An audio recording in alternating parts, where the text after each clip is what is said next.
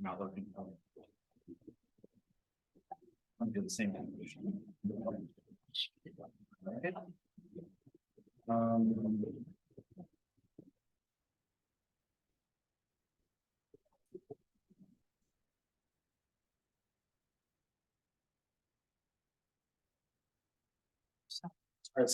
I'll make it a mic on at least for purposes.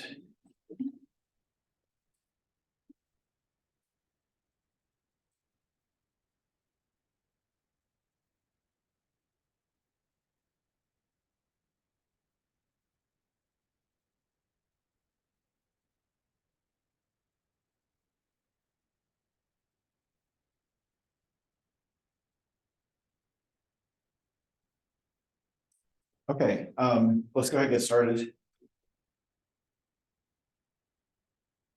I think it's the case. People on Zoom can see my screen. Nobody's on Zoom. Everyone that's here is here. Okay, so I was just going to show the schedule on the projector here, but projector's not working. So I'll just say what is on the schedule, and if you have it in front of you, you can bring it up and follow along also, but it's not that critical. We can look at it after class too. The main thing is there's a couple of reminders. Next week, both Amon and I are out of town at a conference. So there's no office hours and there's no in-person lectures. The lectures will be posted, videos through Canvas. So check for, you'll get an announcement. Amon's going to be doing the lectures next week and they're going to be videos to watch. Let's see, the other announcement or other reminder first is that homework 2 did get extended. Remember, it was going to be due today, but it's now due on Tuesday. But of course, be aware that there aren't any office hours on as usual next week. We will be available to answer questions by Piazza, but keep in mind, we're traveling and our response time might be a little bit slow. So get your questions in sooner rather than like, Tuesday, at 11 o'clock or something. Let's see. Those are the reminders. Any questions about the scheduling of the reminders there? The new thing to announce is that the final project, remember the class is basically like 4 homeworks and then a final project. The final project, we have a document posted on the schedule for today.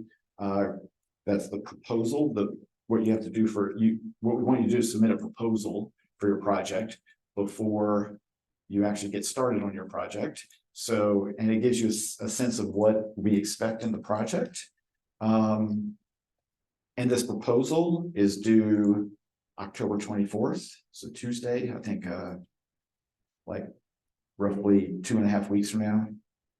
Right. And it's a very simple thing, just 1 page, not like a huge amount of writing or anything. And just, we give you everything we're looking for in the proposal. It's basically just to make sure you've thought about it and come up with an idea. You're not, it's not like written in stone. You can change your idea later, but we just want to, it's kind of a checkpoint to make sure that you've at least started to think about it. That's the goal of your proposal.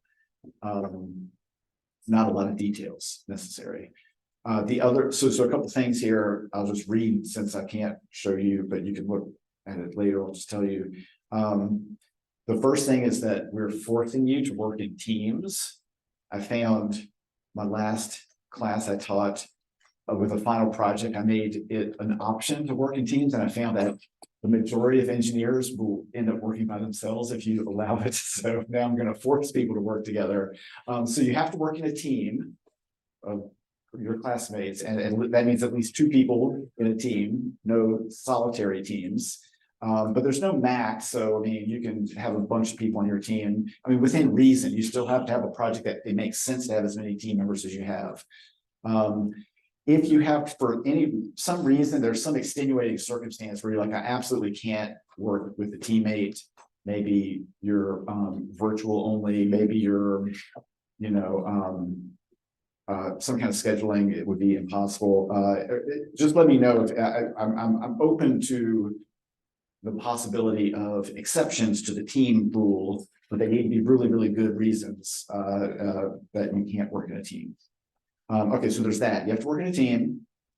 The idea is that you're going to, the other thing we're forcing you to do is to be creative. So we're not going to tell you what your project should be. The whole point is that you come up with your own project. The basic rule is that it has to be something to do with geometry and data. Okay, so data analysis, machine learning, that somehow uses geometry. It can be stuff that we learn in class and you build on it, extend what you've already done maybe, or it can be something completely different as long as it fits within the general theme of geometry and data analysis. So we're open to wildly creative ideas. That's again, part of the proposal process is to pitch your idea and then get feedback. Is this idea, going to fly, or maybe we'll have a back and forth, and you can kind of, refine your ideas if necessary. You can also come talk to me or Amon in office hours or after class about your ideas. You don't have to just submit the proposal, and it can be an interactive thing to pitch your idea or maybe to get some creative sparks. We can give you some suggestions to get things rolling. I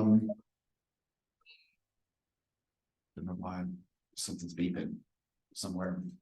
Okay. Let's see. Yeah, so you're basically just going to have a very short description of what method or algorithm or modeling you're going to, data analysis you're planning to implement, and then what kind of data you're going to plan to apply it to. Any kind of sources like web pages or books or blogs or what have you that you looked up and read maybe to get started thinking about things. List those, and then give us a general idea of, if you have in your team, how you're going to break down who's going to do what. And again, just very rough sketch of all that. That's what we're looking for in the proposal. And yeah, roughly a page, and not like really a ton of text, just kind of answering these questions briefly. Okay. Any questions about that? Oh, I guess one thing I should mention. Yeah. So the project, the idea is to make it roughly the equivalent of one homework. So you've got a sense of what one homework is. So think about like if you had 2 weeks of just nothing but to do this project, no other homework assignment at the time, and given you multiply that by how many team members you have, right? Because you have like 10 team members, then we're expecting 5 people's worth of work to be in the project. So anyway, if you have 2 team members, it's a smaller project. So yeah, so just imagine, that to try to conceive of a project with a workload that fits roughly that amount, like amount of work you put into a homework in terms of like, the number of hours or what have you. Let's see, the other thing is, we're thinking about the last day of class will be reserved for like everyone presents their projects.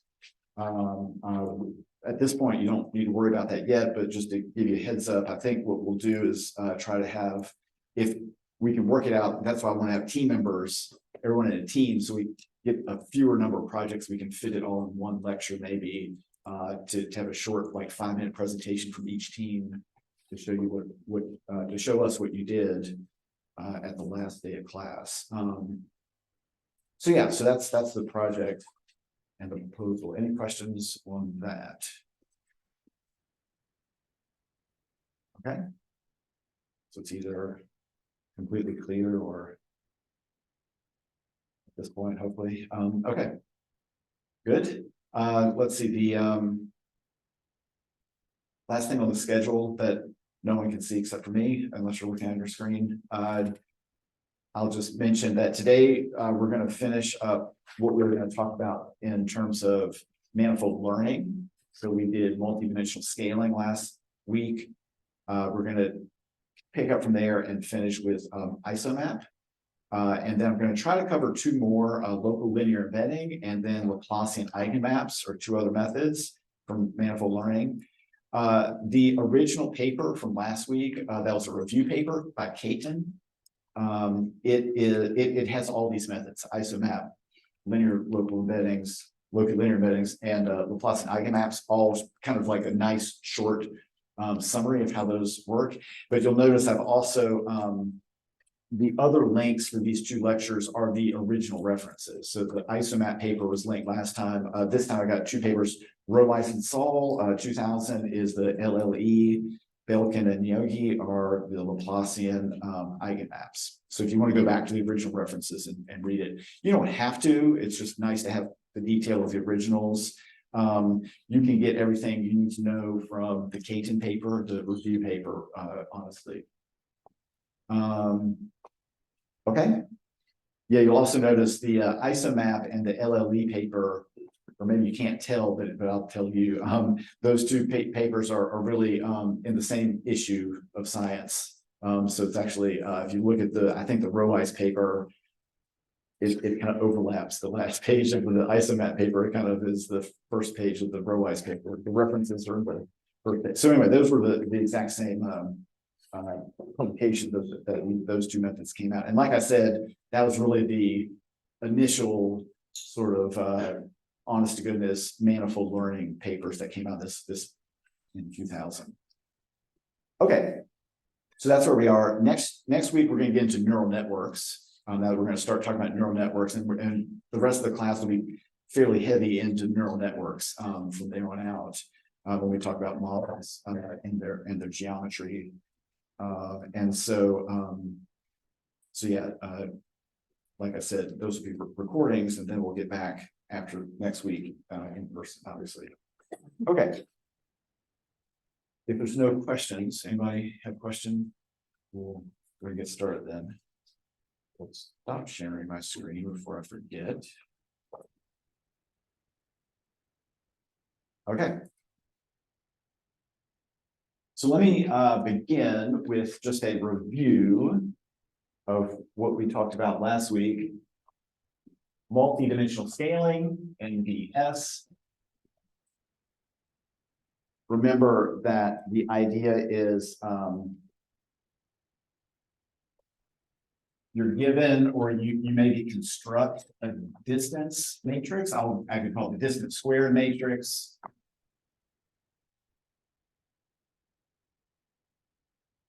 Between the ith and jth data point in your data set. Oh, sorry, squared.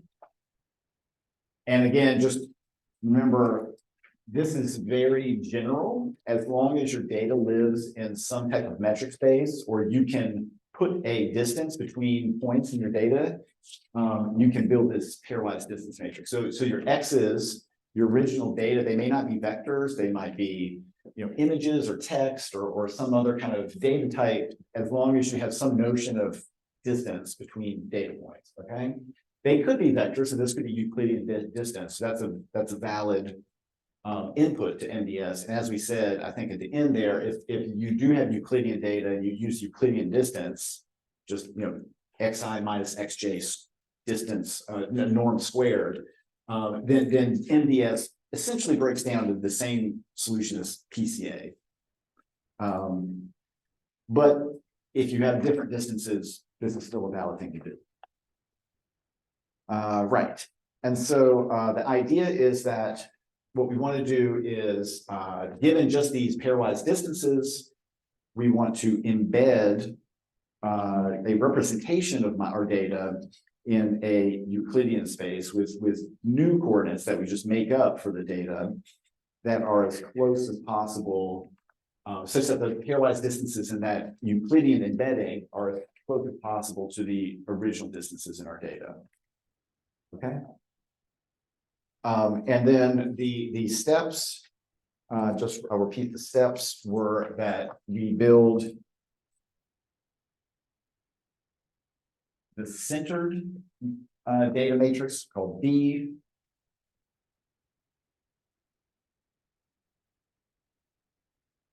And remember this J matrix,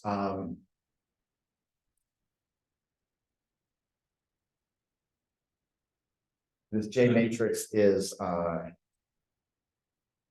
let's see, identity minus 1 over n, n's the number of data points. One vector comes to one vector transpose, which is just an n by n matrix of all ones. So this is, remember, we said if you multiply by on the right-hand side, what we're doing is we're just subtracting the mean of each row. You multiply J on the right, left-hand side, you're subtracting the mean of each column. So you're kind of subtracting the mean out of all the entries, rows and mean columns, rows and column means out of the D squared matrix. And then finally, we do an eigenanalysis of this D matrix. We decompose it as eigenvectors U matrix, eigenvalue diagonal matrix lambda, and again the eigenvectors transpose. These are eigenvector columns, right? And this eigenanalysis gives us our final coordinates. We'll call this capital X. Is actually, let me call this Y. That's kind of what the Caton paper I noticed for these next things. We're talking about talking about coordinates Y. I think it's nice because it separates from our original data. Let's say we're X. Our output, so this is the output finally.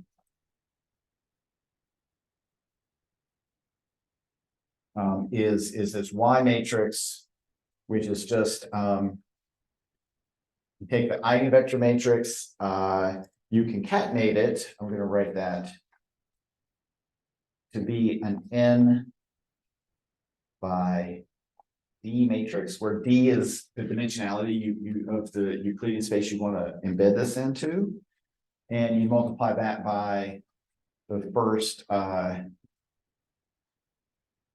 D by D entries of your eigenvalues.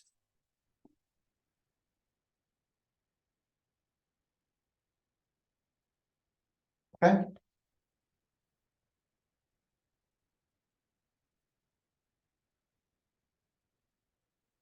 And so the Y matrix that you have as output, each row of the Y matrix, you've got n, one corresponding to each original data point. So your ith row is like the ith data point, and it's now this new made up Y coordinate system. Okay, and that's a D-dimensional, because this whole thing is a D columns. Each column is a dimension of one of these row vectors, right? And you have a D-dimensional embedding of your data into this Y space, and these Y rows, the distances between rows will be as close as you can make it to the distances between, so the distance between the ith and jth row, the Y's, the ith jth point, is as close as you can make it to the original distance between the xi and xj data. Again, as close as you can make it with only D-dimensional Euclidean distances. Okay. So that's just a review of what we did with MDS, multi-dimensional scaling. Any questions? like every one is like all matrix with all ones, or just like the diagonal one. This is the identity matrix minus a matrix of all ones that are scaled by 1/n. And so what you get is like on the diagonal, the value will be 1 minus 1/n. And off the diagonal, it's going to be 1/n or minus 1/n.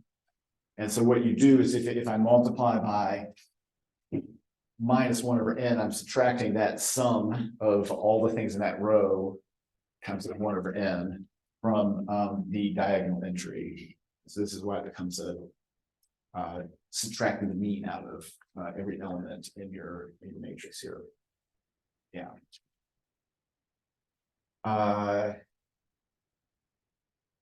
Let's see. The B matrix, I mean, just to give a little motivation, why do I do that? If this was Euclidean, so if Euclidean, right, your D squared matrix is going to be equal to, that entry is going to be xi squared minus 2 xi xj plus xj squared, right? I just put the quadratic of Euclidean distance look like that. The B matrix, okay, this centering, removing the mean on the left and right, what it ends up doing is removing this piece and removing that piece, the xi squared. You could do the linear algebra and write this all out and try it. You remove the xi squared and you remove the xj squared, and you'll be left just with the middle thing. And that's where we get this minus 1/2 factor if it deletes the minus 2 factor here, cancels that out. So this B matrix, again, if Euclidean, then Bij is just equal to the xi inner product or dot product with xj. Okay. Which means that B, right, is XX transpose.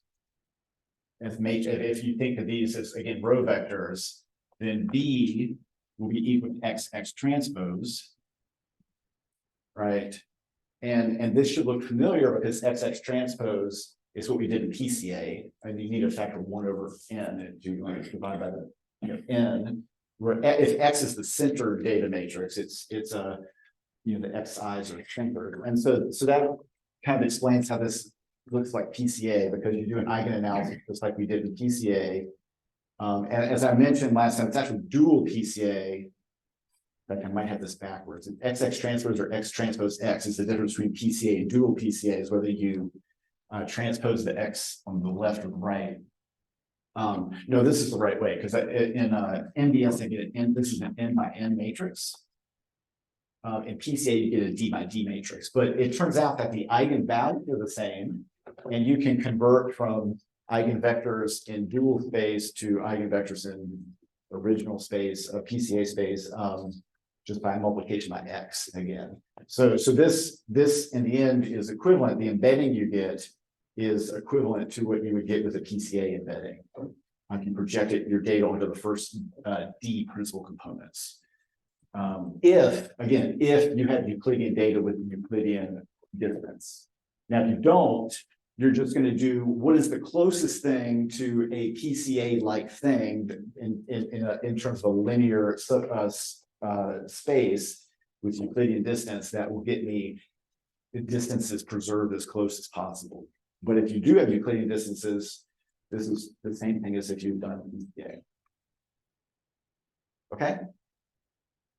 Yeah, so that's what we did last time. Any other questions about MBS? We're going to reviewing this because Isomat uses this as the kind of one of the key ingredients to do manifold learning. Yeah. How do we like interpret the output? Like what are we trying to output in? Yeah, so the output is again like every row is like your original X data. So if I had an X data matrix for n rows, each row is goes a Euclidean vector. But now it's now I've converted to Y coordinates, let's call them, and each row is like a representation of the original data, but again it's embedded. It's like if I wanted to, plot yi's in this d-dimensional, because there's d columns, there's d dimensions for each row vector. So I'm in RD. And the yi's, their property is that the only thing they really have to do with the xi's is that the distances between pairs of points is, again, as close as I can make it to distances between the original xi's, pairs of xi's, okay?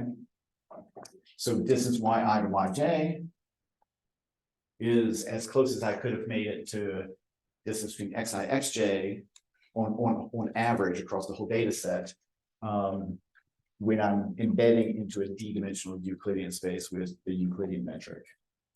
So like what was the original data set look like? We don't, I mean, it's very general. Any data you want. So the example I gave, any data you want that I can give you, just you maybe can't even visualize it as the whole data space. So for instance, if I gave you text and said the distance between words is based on some kind of semantics about words. I build some distance function based on the semantic meaning of words. So maybe dog and cat are semantically similar, whereas like person and chair may be semantically dissimilar. I build some way to come out with distance. I can't visualize the original data as a data space of their words, but I can embed the words into a data space where we use MDS, where I could visualize things clustering and stuff like that. The other example I gave where you can visualize the original data is if I had distances between cities on the globe, right? And there, this distance I could use would be arc length, geodesics on the sphere. That would be my distance function, and the x's would be positions on the sphere. But then I can embed them as a 2D map, and that 2D map would look like, like this, if it's like the United States cities, it would look like a map of the United States, because it would preserve distances between cities as best as possible when flattening it out. Yeah, so that's the kind of thing to think about.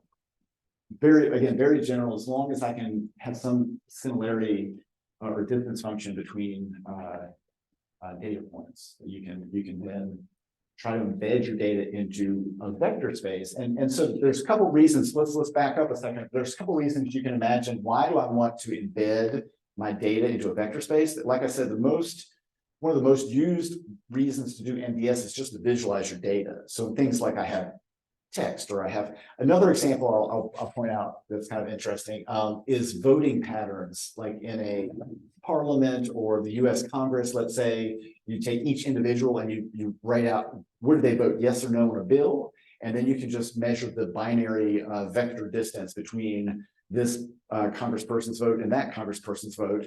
And you can plot them in a Euclidean space. And of course, you'll see it in the US, at least, all the Republicans cluster together and all the Democrats cluster together, and they're pretty far apart from each other. So that's kind of, again, visualizing voting patterns is just not necessarily easy to do. It's just a lot of votes, let's say, a lot of Congress people.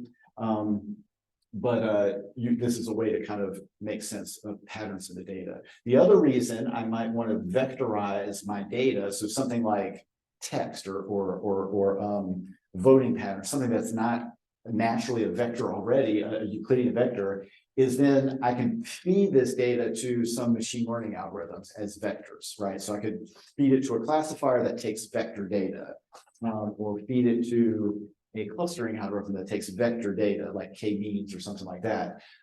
So I've got a vector representation of data that maybe wasn't, it was just kind of like I had some notion of distance, but I can now turn it into vector data that I can then do further machine learning or statistics or something like that on. Yeah. The last question. So like, how do we know the dimension D? Yeah, the dimension D, you don't know a priori. You have to kind of make it up yourself. Now, there are ways to try to heuristically come up with a good D, depending on what you want to do. If I want to visualize, then D is almost always going to be 2, maybe 3 if I want to interactively like rotate it. Related to like the matrix D square, or they're just completely different things? Which one? This? This D, like DXD, like this D is it completely different things than D squared? Oh, shoot. Yeah, let me call this little d just to make it less confusing. Yeah, this is completely different. This is an integer. Let me call it little d. Little d by little d, because there's another big D coming up in a minute for Laplacian eigenmaps. So let me stick to little d for dimension. Yeah. And yeah, so the other thing is, I mentioned last time that the eigenvalues of the lambdas here, if you are perfectly embeddable to preserve the distance perfectly in Euclidean space, then all of your eigenvalues will be non-negative. You might have zeros. And then you just if you take all the positive eigenvalues, you can throw away the zeros. They're not going to, if the zeros will just cancel the columns of U out anyway. If you take all the positive eigenvalues, then this will be a perfect reconstruction of your data in terms of distances. Now, if your distance is not Euclidean, it can't be embedded in a Euclidean vector space, you'll get negative lambdas. And you obviously can't use those because you can't take a square root here. So that's one thing you can tell from MDS. In fact, it could be a use, like using MDS as a tool to see, is your metric space that your data is coming from, is it a Euclidean space or not? How far is it from Euclidean? By looking at the magnitude, how far negative do these eigenvalues get? And so that you can get a better approximation, just like in PCA, the more eigenvectors you add. And I'm assuming these are sorted, by the way, in high to low, the eigenvalues from high to low. You want to take the biggest ones first. Those are the most important ones, just like in PCA, like the variance in that dimension. But yeah, you can get a sense of how much you're kind of warping your distance by like the magnitude of the negative eigenvalues that you end up throwing away here. Okay. All right, so let me move on to the isomap. So the isomap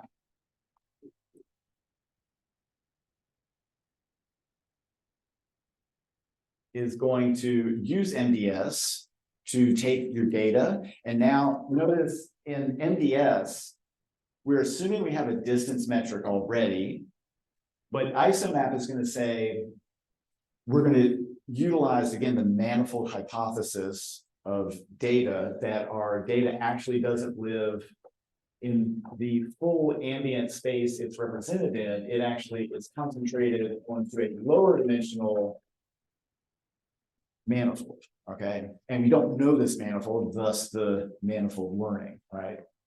And so if you were, let's say I'm in, some Euclidean space, or what do we call it, little d for the time being, that's my data space, my original data space, like I can vectorize, like say an image or something, and call it some Euclidean space.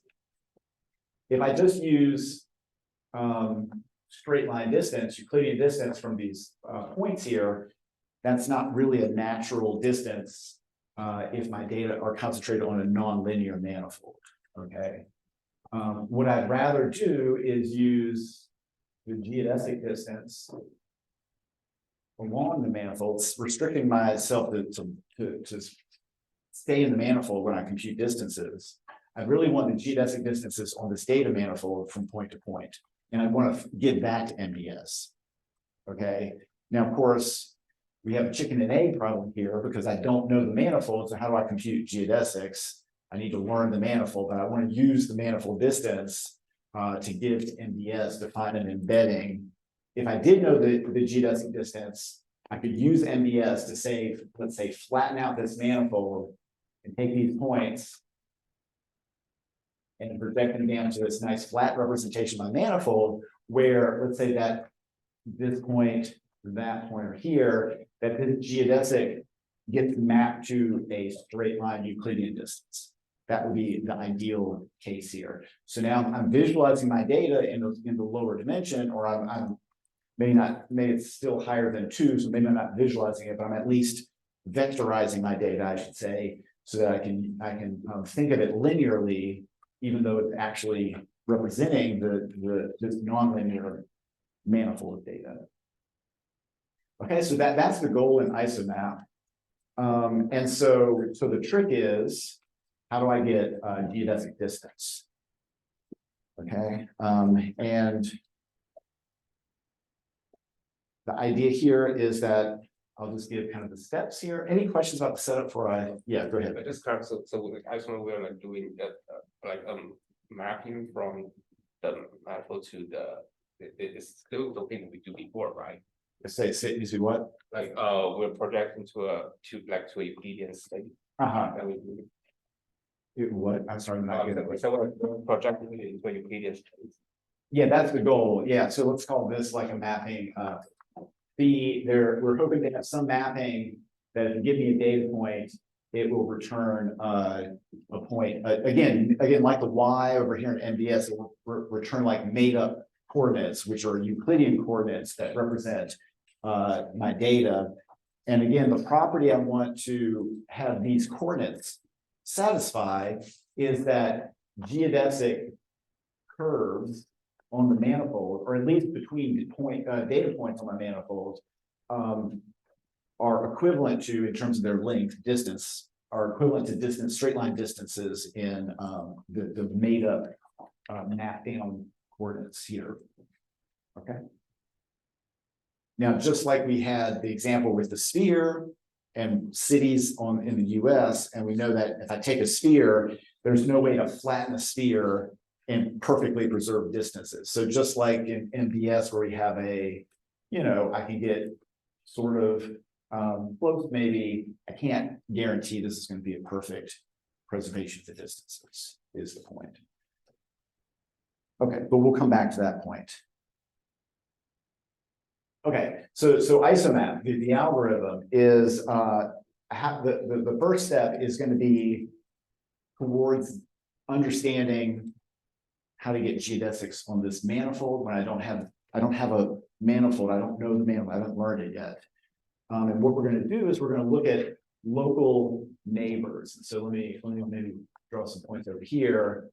I'm going to look at my nearest neighbors. So if I'm at this point, I'm going to look at its nearest neighbors. So you do something like a K nearest neighbors, where in this case I got 4 neighbors. I'll do K equals 4. I just find each point, I find its nearest K neighbors. So I'm going to form the K nearest neighbor graph.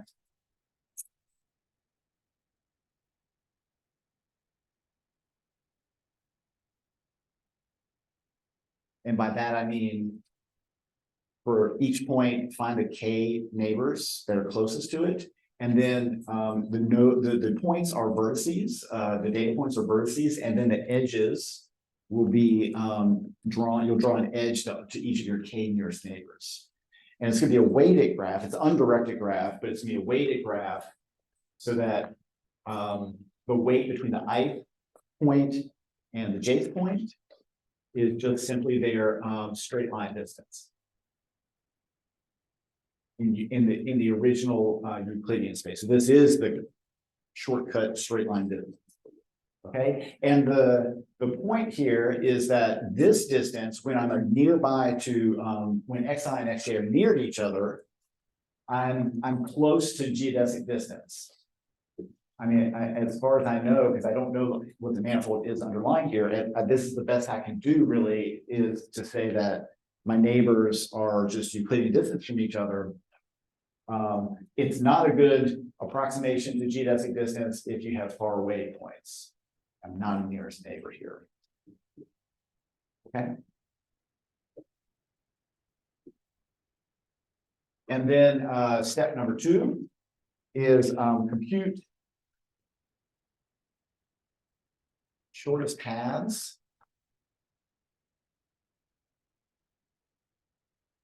on this graph that we've constructed in step 1.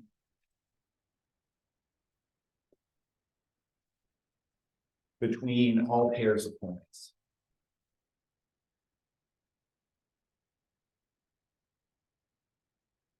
And this I'll hand wave and say you need a shortest path algorithm. So if you're familiar with like Dijkstra's algorithm, if you're a computer science, you've done some algorithms as computer science classes, there's a star algorithm. There's a few algorithms that will find shortest paths between 2 points on a graph. And you're going to use one of those to do this.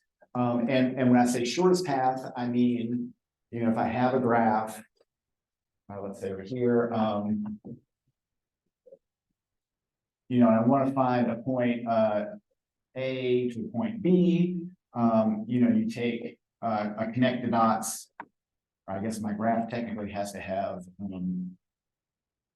a bunch of edges, right? And so I'm gonna choose some pathway along edges between vertices to get from point A to point B, and the length of that path is going to be determined by the sum of all its weights.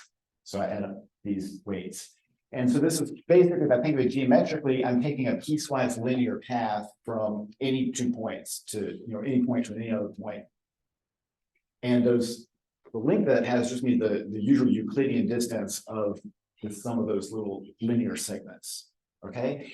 And the idea is that if I have a dense enough sampling of data, this piecewise linear path will be sort of my best guess as to what is geodesic distance on the data now, okay? I'm only really allowed to jump to nearest neighbors. From one point, I can only move to one of its nearest neighbors. And I'm going to do that in like short linear hops and get something approximating geodesic distance. Okay. And so if I'm doing this between any pair of points, I can now construct Dij, the distance between the ith point and the jth point, as this piecewise linear distance on the graph. And so that is what I then am going to throw to MDS. And said, so then the last step is compute the final coordinates. Y is kind of your output of the MDS, where this is some MDS function that outputs the Y I think we'd have there. Okay. And that's isomap. So once you have MDS, the only other key ingredient you need is this nearest neighbor geodesic approximation algorithm. I think it's first 2 steps here. Okay.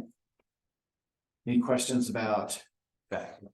So how is the weights determined? Is it like if it is the shortest path, it's the lowest weight or something? Yeah, no, so the weight is I'm being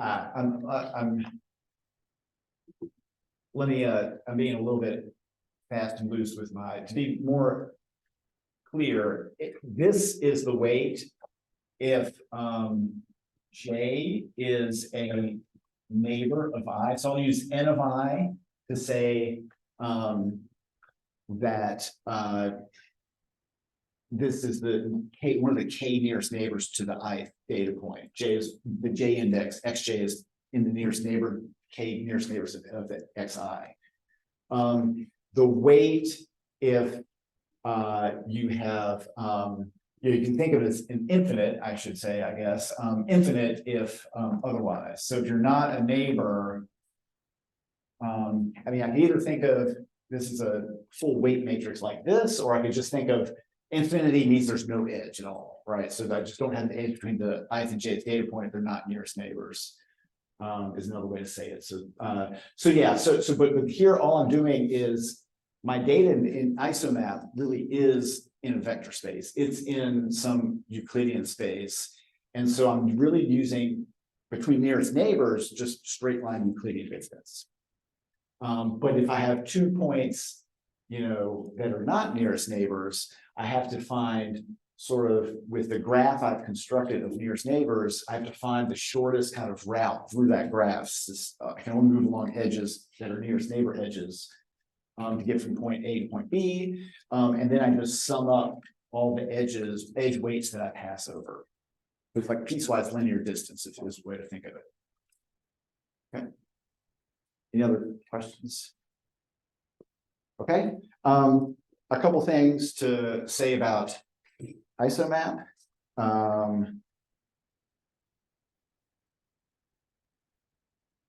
There are some assumptions here.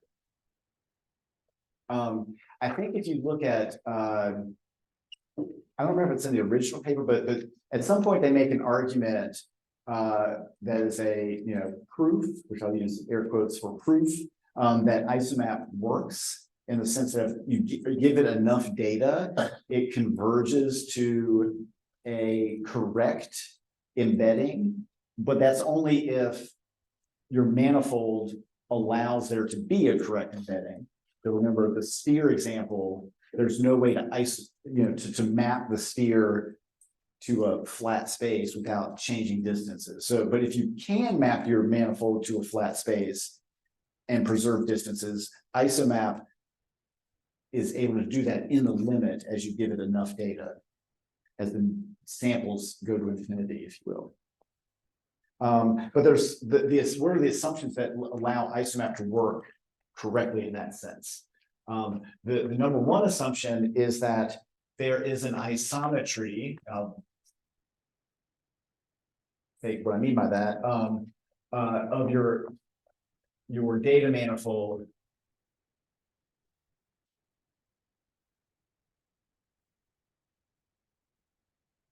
to some Euclidean space.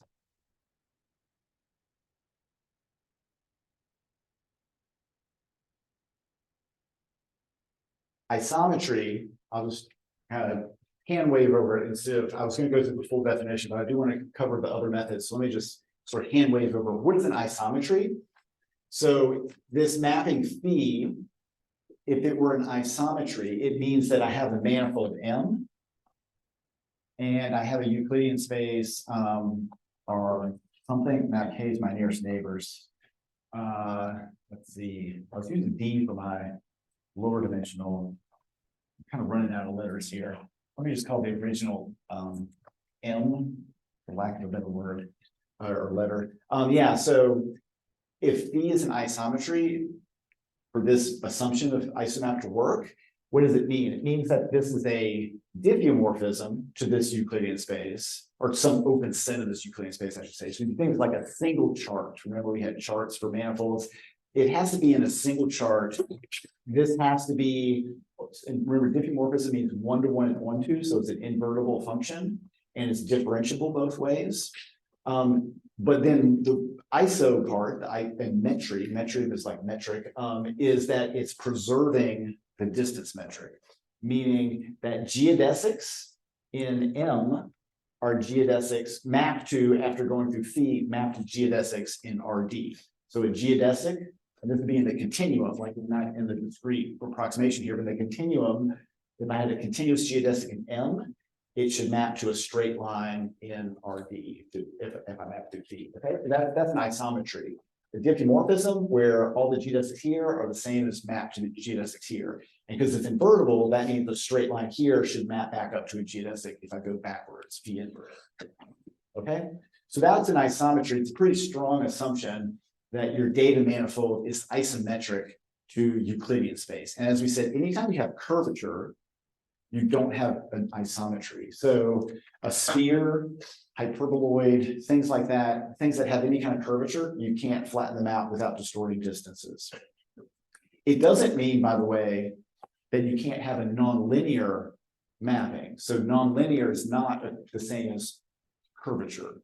So just to give an example, I like to show with a prop, it's like a piece of paper. Okay, this piece of paper, if I laid it down carefully, is flat, but I can also bend it around, right? And I actually haven't changed distances. So if you think about if I took a pen and drew a straight line on the flat piece of paper, the length of that line doesn't change when I make it a nonlinear curve by kind of, warping my paper, because I can't stretch paper, right? There's no, it's pretty rigid. It's rigid in the, the dimensions of the paper, but I can bend it non-linearly, but I'm not introducing curvature to a Riemannian geometer. This is still a flat manifold. It's not curved. I mean, it's not a curved manifold at all. Colloquially in English, we say this is curved, right? It is curved in one dimension, but to get curvature, you have to have curvature in more than one dimension. Like a sphere, I go in 2 dimensions, I'm curving in both of those dimensions. But in yeah, I can't, I'm not really introducing curvature or a change in the distances if I just bend things like I can with a piece of paper. Okay. So isomap could take this piece of paper, if that was my data space, and it could flatten it out for me. And you'll notice like everyone back in the early 2000s and still for toy examples today, use this thing called a Swiss roll, which looks like a sort of a helix in one dimension and then kind of a, you know, I can't draw it, but you know, like a sheet that gets, you know, you can do it with a piece of paper. You know, it's rolled up, right, a lot of times like that, right? Okay, so you'll see this in several papers, like the isomap paper, and the point is that you've bent it in one dimension, but in the second dimension, that Swiss roll is flat. And so you actually haven't introduced curvature, and you can't unroll the Swiss roll. Isomap can do that. Okay, so yeah, so this is a very restrictive, I would argue, assumption that for isomap to technically to work perfectly, to be guaranteed to work, at least with enough data and some other things, you need this isometry property, which usually is, from interesting data sets, will probably not be the case. But even when this doesn't hold, isomap can be useful to minimize the amount of distortion in your data, but there are limits to how much you can push that, I would say. There's some other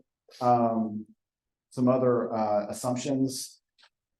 It needs to be a connected manifold. It needs to be what's called geodesically convex. So I can always get a geodesic from any point to any other point. That's important. And you need to be able to sample it densely enough, again, in the limit that these piecewise linear geodesics converge to the true geodesics.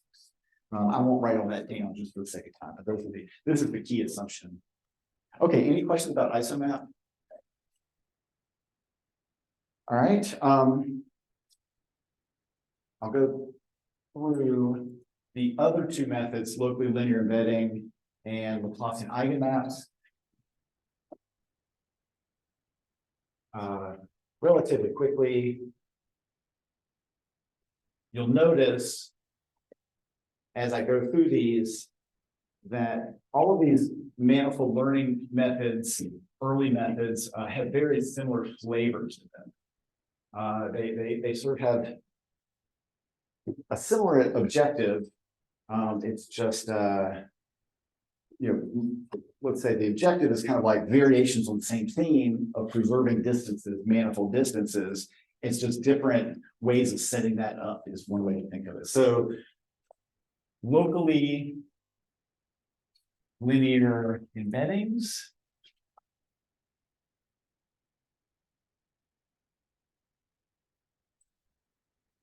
LLE.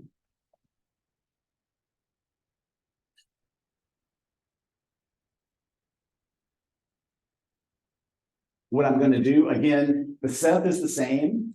My data live in some high dimensional Euclidean space, and I want to learn a low dimensional manifold that those data can be then again projected like a coordinate chart down to a lower dimensional Euclidean space and represented effectively there. So how am I going to do that? I'm going to represent each of my data points.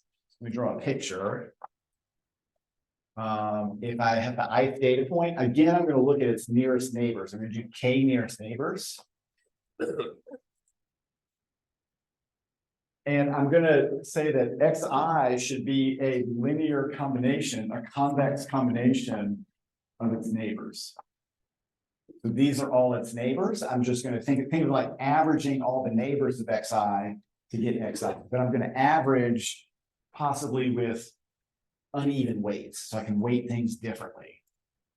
Okay, convex sum of these neighbors to get xi. Okay, and the point being that this is where the locally linear comes in, because if for this to be a linear combination of all the points here, if they lived in a linear space, that would make sense. And again, this only is a good approximation locally in my nearest neighborhood if I'm on a nonlinear manifold. So locally linear says, I'm thinking of me and my neighbors as living in some locally linear space. And therefore, from a locally linear space, I can add up linearly my neighbors' convex combination to get me. Okay, and so what does that look like as an equation? I'm going to say I've got, again, weights. Now the weights are going to be different. These are different weights than the thing over here. All this is notation to be reused, so just be aware. But now my weights are going to be the linear weights I use to add me up to my neighbors. So Wij times Xj summed over J being in the neighbors of I. Okay. So if these neighbors are the XJs, and again, the J's are only summed over the neighbors, the nearest neighbors. This summation, if these weights are picked correctly, should give me back my XI. Now, of course, again, I won't perfectly be able to do this in general. So I'm going to do the usual thing, which is to say, I'm going to minimize the difference between that and the XI. So I'm going to try to minimize this over all possible weight matrices W. Okay. Now notice W is a really big matrix. In general, it's going to be n by n, where n is the number of data points. And there's a constraint here that Wij is going to be equal to 0 if J is not a neighbor of I. Okay, I only want to, like I said, only want to add up my neighbors.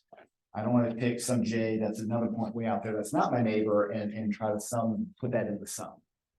Okay, but in general, this W matrix is n by n, where n is the number of data points.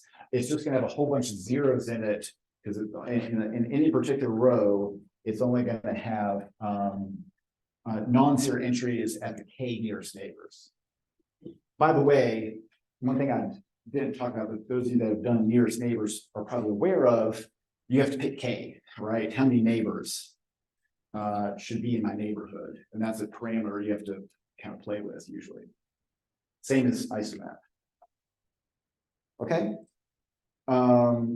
So yeah, so the first step of locally linear embeddings is to do this optimization problem, to find the weights. Again, that's me weights for every single data point based on its neighbors. Find the weights that if I sum up, I'll get as close as possible to my data point. So this, think of a k nearest neighbor as a linear space.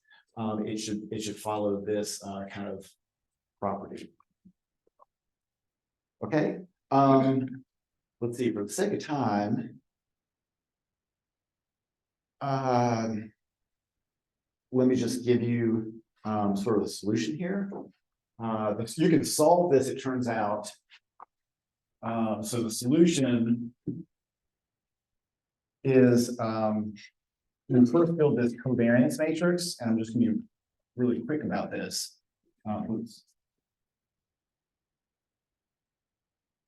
And it's an eta j minus xi transpose eta k minus xi.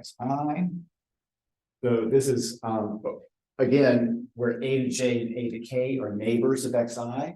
So these eta I minus or eta j minus xi are going to be like these vectors. So this is eta j. Let's say you're taking this vector, multiplying it by some other neighbor vector. This is eta k here. Okay, you're just taking essentially the dot product between these vectors, right? And if I'm doing this over all my neighbors here, this is like a covariance matrix of this linear kind of cloud of neighbors here. Is what I'm getting with this covariance thing. Okay, and the weights I'm going to get a row of weights, and I'm going to borrow this, which I'll explain in a minute. It's just going to be one row of this inverse of this matrix summed up, divided by the full sum of all the entries in the inverse matrix. Okay, So notice this is, wait, I need a, that should be. That should be an I. No, actually, no, so it's this whole matrix that, yeah, for, yeah. Okay, because you get one of these CJK matrices for like the whole, for each data point, xi. So you get this for the I data point, and then you can build this WI row from that. Okay, now there's a bar over this because really this only has like the K nearest neighbor, so it's not long enough. But you expand it out by filling out the rest of the W's with zeros. Okay, so for everything this is only a length K, where K is the number of neighbors. You fill out a length N row with all the other points by just filling it up with zeros. Okay, and that turns out to be in closed form how you can solve this minimization problem. Okay. Yeah, and then long story short, the way to then find coordinates, which are going to then minimize this whole deal, is again an eigenanalysis, which you'll see is a recurring theme in manifold learning, is that the final step is almost always an eigenanalysis. So you're going to take the following matrix, identity minus the weights, transpose, identity minus the weights, and you're going to decompose it again as an eigenanalysis problem, U lambda U transpose. Okay, and then your output, just like before, very similar to before, it's a little bit different than MDS because we don't need the eigenvalues, but the output is going to be the eigenvector matrix concatenated to have just some dimension little d again, where little d is again a choice. How many dimensions do you want to embed your data into? Okay, and again, there are ways to pick d to try to best model your data. If you pick d too small, of course, it's smaller than the actual manifold dimensions. You're going to squash dimensions that need to be preserved. If it's too big, then you're going to be creating dimensions that possibly overfit to your specific data and not generalize well. Okay, so there is some, again, some kind of tuning to pick the K and the K nearest neighbors. There's some tuning to pick in all of these methods what's the right dimension that my data might live in, and there's some tricks to kind of figuring out how to do that. Okay, but you know exactly why this works is not as important as understanding the intuition. I only have 10 more minutes. I got to do one more method. Is understanding the intuition for what it's trying to do, which is this representation of your data, such that every point is just a linear combination of its neighbors, and then that gives me my weight matrix. And then what I want to do is find a lower dimensional linear coordinate system that preserves this weight matrix, relationships, I should say, these weight matrix that this weight matrix represents, these relationships with neighbors get preserved as best as possible when you solve this eigenanalysis problem. That's what the Y does. Okay, but again, same as isomap, the goal in the end is to get what I call like a state coordinate, which are like a representation of your data in a nice low dimensional linear space that preserves the local structure and local distances of your original data. Okay, questions on LLE? So notice the difference here. Isomap is global. In fact, there's a little diagram at the end of the Caton review that says like global and local. Isomap is global because what is it trying to preserve? It's trying to preserve global geodesic distances between 2 points on the data manifold. And then the really hard part is, well, what's the geodesic on my data manifold? That's the hard step. Local linear embeddings is local. I mean, it's in the name. It's trying to preserve distances and also angles. If you think about this covariance matrix, these dot products are also encoding the angles between your neighbors. Okay, so you're trying to preserve distances to my neighbors and angles between my neighbors and each other. And so this actually is a little bit locally stronger than isometry. It's actually what's called conformal. It's preserving angles. And if you can do that perfectly, you would also get a global isometry, but you typically can't, of course, can't do it perfectly, but that again, and infinitesimally instead of discretely, kind of what we're doing here. But if you're preserving in a tangent space, the metric, the dot product, the Riemannian inner product, that's the angles and distances, if you will, or links vectors, then you would get a global isometry as well. Okay, but this doesn't try to construct a global kind of metric first. It just looks at the local metric, which is essentially the Riemannian metric. This is what the CJK is really getting dot products in the tangent space. So it's really just a local Riemannian metric that we're getting here. And we're saying I want to preserve that Riemannian metric, that approximate Riemannian metric in my output coordinates as best as possible. Okay, so that kind of ties this back to what is the Riemannian geometry again? Because the isomap, the Riemannian geometry is pretty clear. You're trying to get geodesics. That's the Riemannian geometry. Here, the Riemannian metric is more local, the infinitesimal, like the inner product that we get with the Riemannian metric. Okay. Okay, and then finally, I have 6 minutes, which will not do this topic justice, of course, but just to give you again a taste of these different algorithms. If you want more details, obviously the papers have everything you need to know about these things. Is the Laplacian eigenmaps.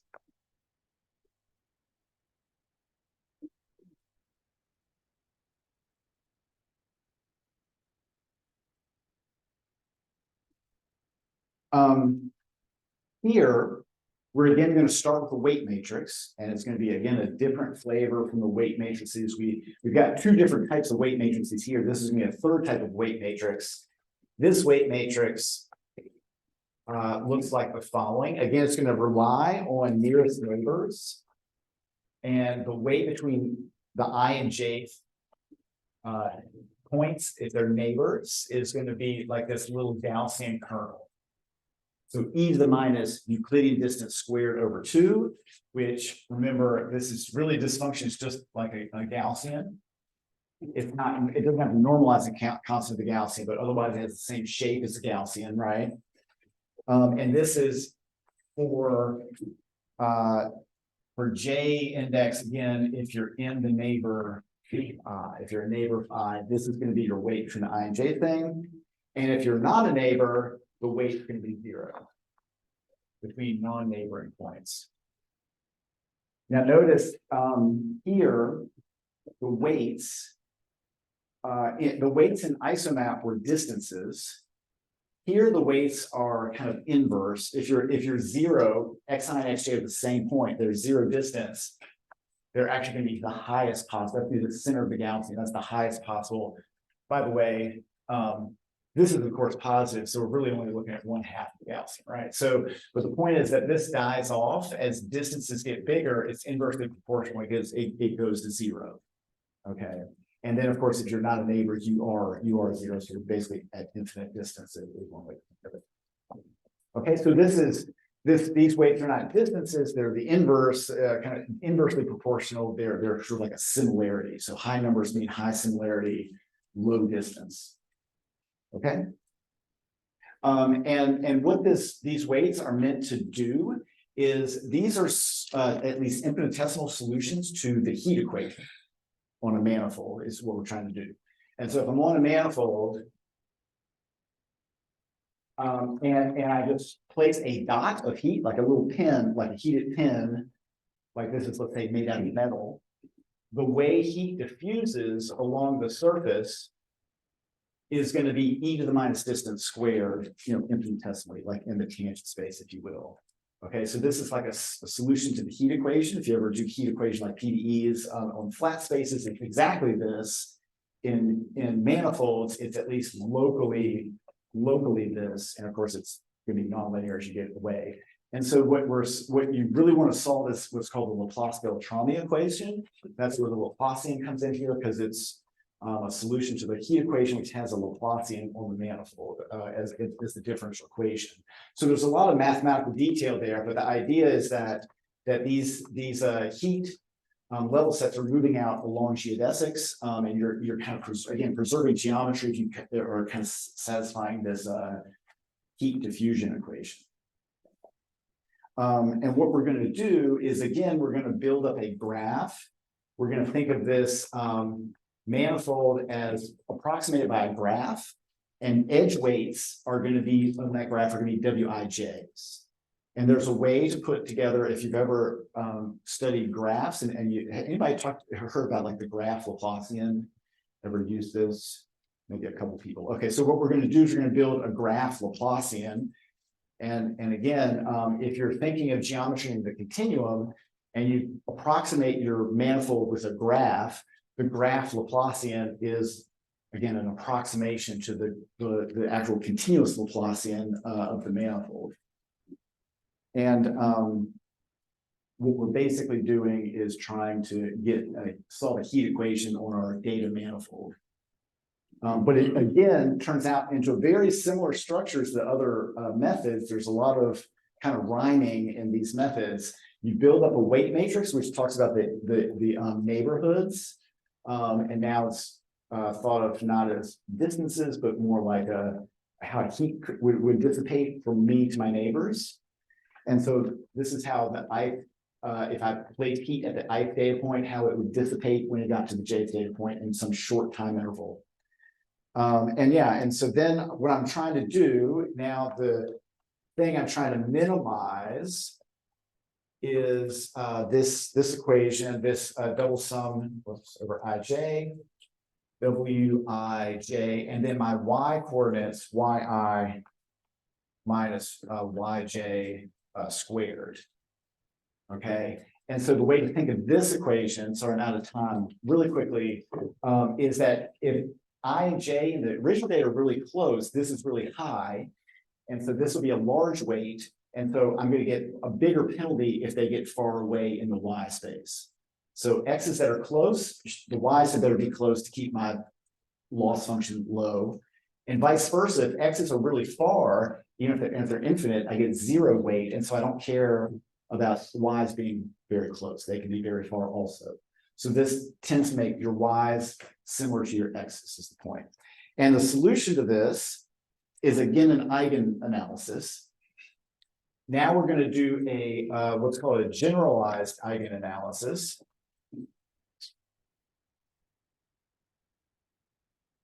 And this is, I swear, the last step, even though I'm over by a minute, this will be the end. We're going to solve the eigenvalue problem that Ly equal to lambda dy. L is the graph Laplacian.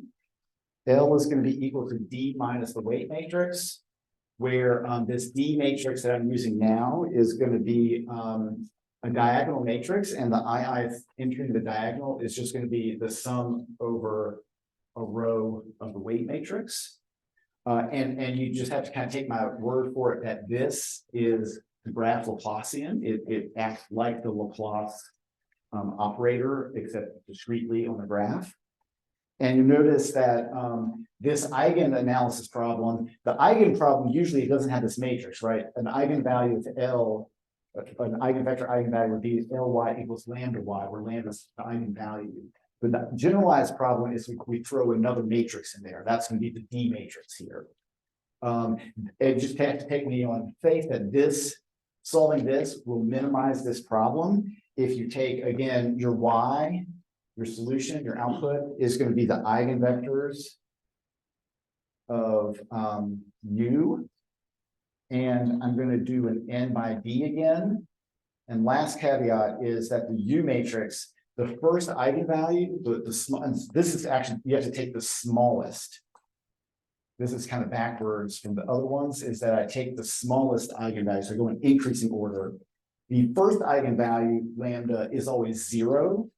And you're gonna toss that one out because that's the trivial solution that if I set all the y's to 0, that kind of minimizes this thing. I'm leaving off some details here. Obviously, I have to do all this. I'm now 3 minutes over, so I'll shut up. But if you have any questions, stick around. I'm also happy to stick around for homework questions if you have them. So otherwise, that's it. Thanks.